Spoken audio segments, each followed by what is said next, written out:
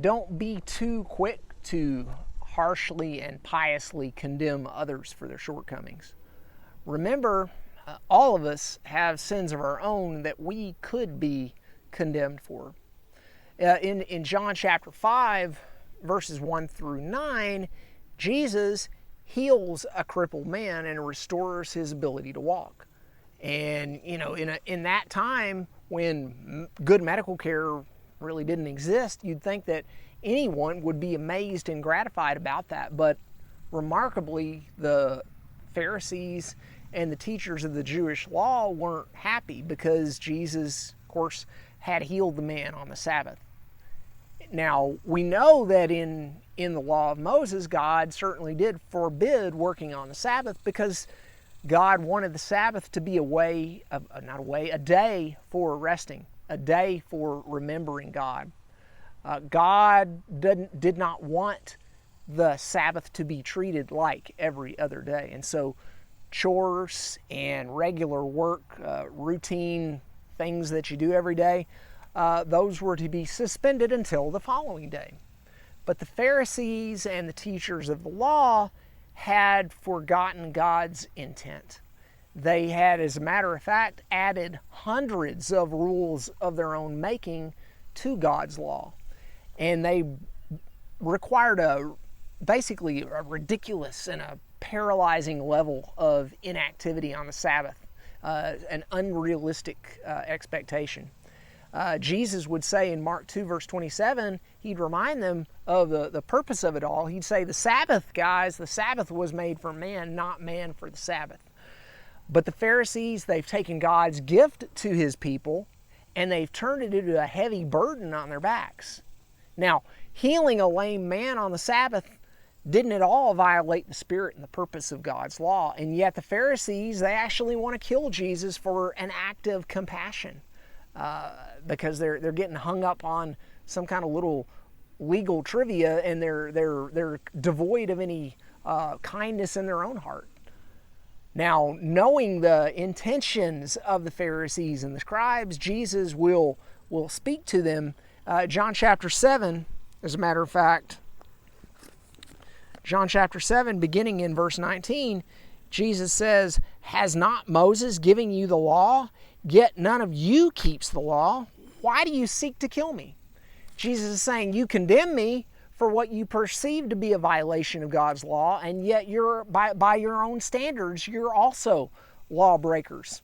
We find out just what Jesus means here because in the next few verses, Jesus will clarify his meaning. The law of Moses required that Jewish baby boys be circumcised when they were 8 days old. In verses 22 and 23, Jesus points out the fact that the Pharisees will circumcise on the 8th day, even if that day falls on the Sabbath.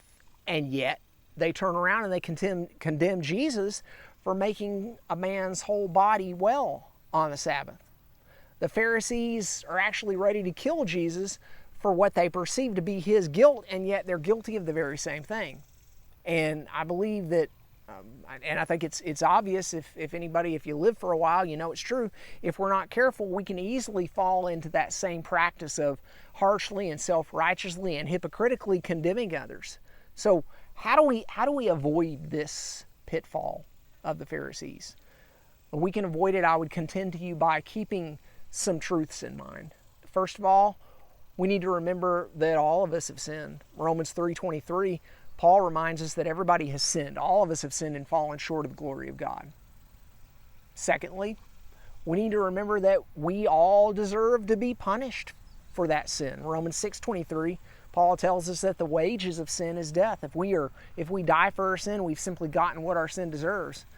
Thirdly, we need to remember that no amount of good behavior erases the fact and the guilt of our sin. Romans 3 verse 20, Paul says that by works of the law, no human being will be justified in his sight.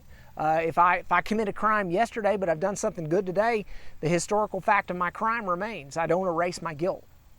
Fourth, we need to humbly acknowledge that we all deserve hell, that we will only see heaven, down to the last one of us, through God's compassionate gift of grace and mercy. Romans 3:24, Paul tells us that we are justified by God's grace as a gift. And by a gift, by definition, it's not something you can earn or deserve, otherwise it's not a gift. Through the redemption that's in Christ Jesus, that's the only way we can receive that gift of salvation. And fifth, we need to realize that we'll only receive the grace and the mercy that we need so very much if we are willing to extend that same grace and mercy to each other. Matthew 5 verse 7, Jesus says, "Blessed are the merciful, for they shall receive mercy." Now, this is a true story, and if I have erred on a few details, I apologize, but I heard it years ago from a preacher. A man had come to a particular preacher, and he described to the preacher a disagreement that he had had with his brother. And after describing that doctrinal disagreement, he said to the preacher, "Do you think my brother will actually get to heaven believing the way that he does?" And the preacher said to him, "Well, now let me just ask you one thing. What would you do if you got to heaven and you saw your brother there?" The man kind of got in a huff, and he said, "Why, I'd be so mad I wouldn't even speak to God." The preacher thought for a minute, and he said, "I don't think you're going to have to worry about seeing your brother in heaven.